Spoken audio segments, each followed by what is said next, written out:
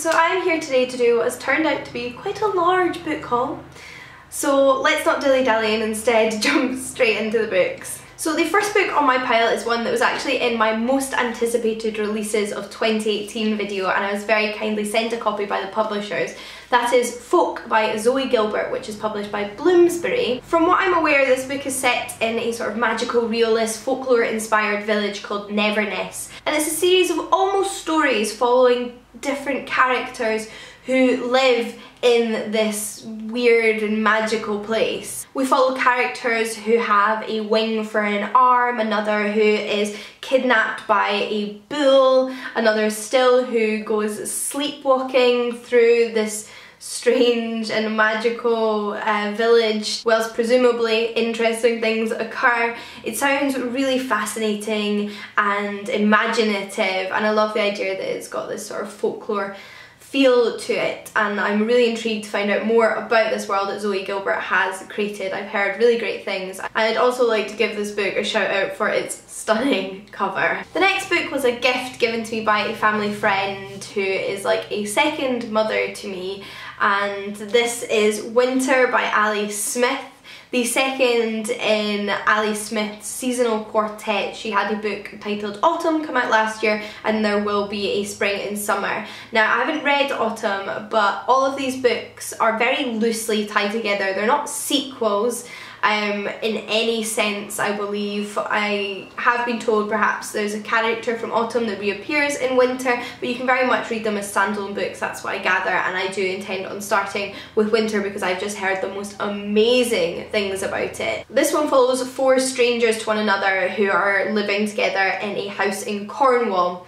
over Christmas, and I believe in both this and Autumn, Ali Smith deals with very topical current affairs issues, and I'm really interested to see how she weaves that in to this story. The next book, which is actually a graphic novel, I bought myself, and that is the new graphic novel in the Asterix series. This is a series of French graphic novels that have been coming out for decades now. I used to read these when I was a child. My library had the whole selection of what was currently published at the time, and I fell in love with them. I definitely think they're one of my early exposures to antiquity that really got me hooked. And they've been releasing a few more books in the series over the past few years, although by a different author and illustrator, and I am so pleased to have latest in the series. I always keep up with them and I always read them immediately. I've already read this one. If you're not familiar, the Asterix series follows two Gauls, predominantly Asterix and Obelix, who live in this Gaulish village that is the one remaining holdout from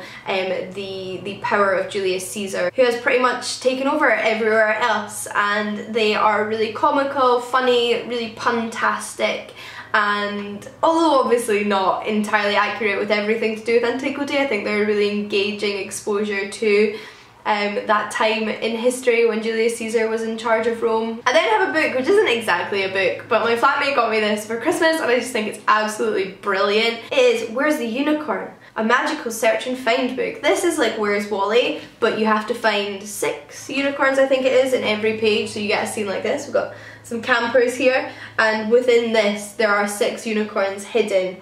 And yeah, I mean, there's one here which is the most obvious one on the page, but they're all over the place, and I just think this is such a fun concept. I mean, Where's Wally is really good fun, but take that and make it all about unicorns and I am there. So I have actually been flicking through this and kind of doing it whilst I've been listening to audiobooks or just chilling out, and I forgot how fun this kind of thing is, so I think this was a great gift. I then have another book that was sent to me by the publisher, and this is We Come Apart by both Sarah Crossan and Brian Conahan. This is written by 2 authors. It is a young adult book which, like Sarah Crossan's other books, I'm not familiar with the work of Brian Conahan, but I have read a couple of Sarah Crossan's books, is written in verse, so it is like a really long epic poem almost. And I have adored what I've read of Sarah Crossan's other works. I'm really excited to see what she's done with a co-author. This is the paperback release, came out in hardback last year, and you can now get it in paperback, it follows two characters, a boy and a girl, whose lives cross over, and they wouldn't initially think that they would be friends with one another, but I think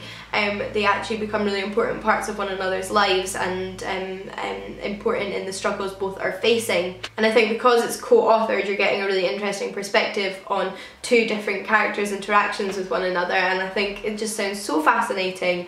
And again, like I said, I love Sarah Crossan, so I'm sure I'm going to enjoy this. I've heard really great things about Brian Conahan as well. He won the Children's Costa Book Awards prize in the last year, so it'll be good to finally read some of his stuff. Next up for books I was sent by the publishers, I have The Bells by Donald Clayton, and this was sent to me by Glance. This is a fantasy-esque novel which has a recommendation quote from Roxane Gay on the back, so that's pretty high praise. And because I am completely going off the blurb, but for my interest I'm just going to tell you briefly what it says on the back. It says, "In the opulent world of Orleans, the people are born grey and damned, and only a bell's power can make them beautiful.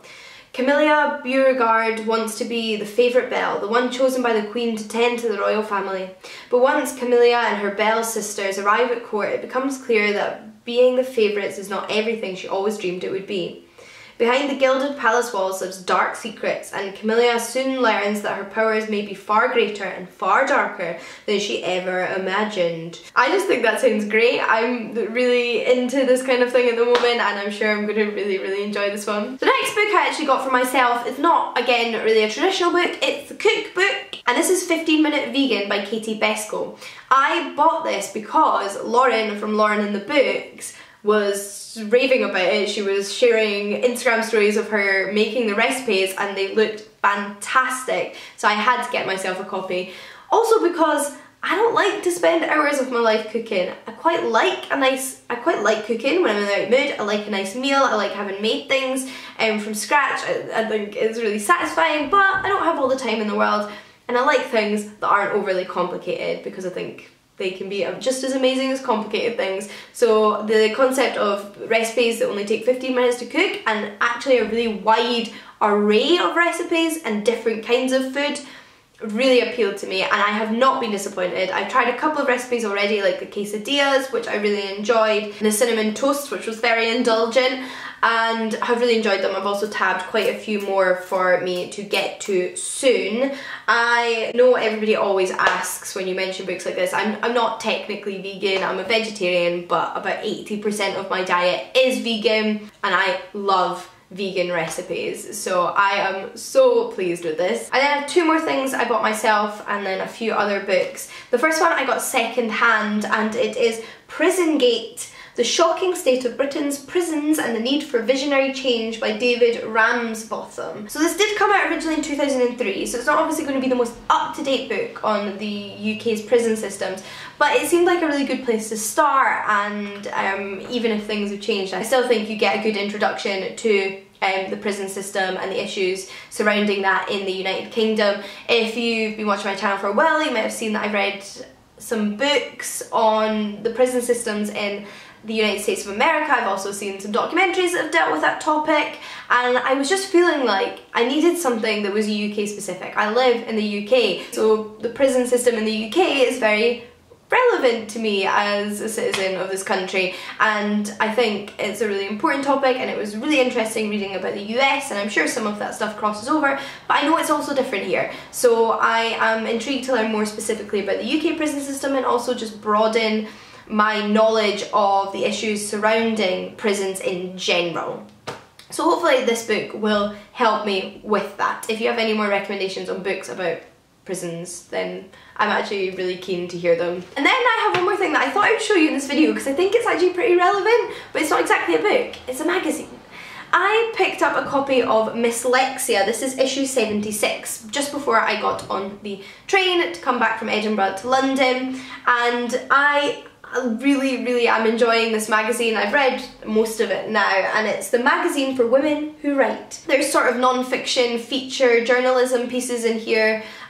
There's also fiction, flash fiction, poetry, short stories, and interviews with different people. So a real mishmash of different things relevant to writing and literature. So if you like reading about literature and being exposed to perhaps new and up and coming authors, people trying to get their writing out there, then this is probably a great magazine for you. I feel like if you like watching booktube, then you'd probably be into these kind of magazines if you like reading magazines, and I have just been so pleased by this. I'm really glad I picked it up, and it's made me really want to try and read more literature and culture and arts magazines. So if you have any recommendations for those, I'd love to hear them. I know one of the ones that people always rave about is Oh Comely, so I'm going to try and pick up an issue of that, but I'd love to hear about more. I then have two books I actually got from Pan Macmillan shortly before I left at the end of December, so I'm going to share them with you now. The first one is The Upstairs Room by Kate Murray Brown. This one's published by Picador, and it is a sort of haunted house mystery. I actually met the author from this one and she seemed really lovely, and she did a reading of her book and it just sounded brilliant. That was months before it actually came out, so I'd been waiting for ages to actually read that one, and I'm really excited to have a copy now. It's about a couple and their two children that move into a new home, and the wife in particular is getting a really eerie feeling from the house. She's getting ill and she thinks there's something to do with the house, but the husband's convinced that this is actually a really positive place for them to be, and there's, like any really haunted house kind of story, you know, you're wondering what's going on this whole time. Is it all in their heads? Is there something tied to this house? Is there something ghostly going on? Is it something else?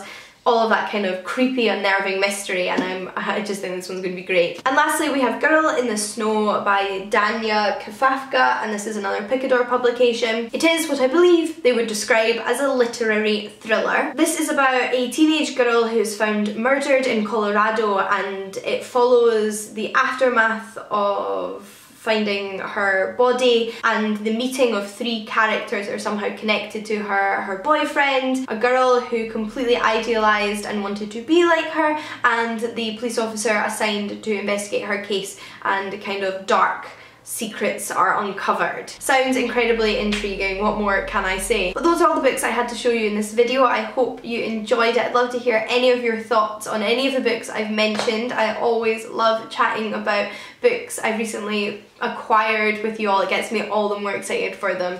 But until next time guys, happy reading, and I'll see you all again soon. Bye!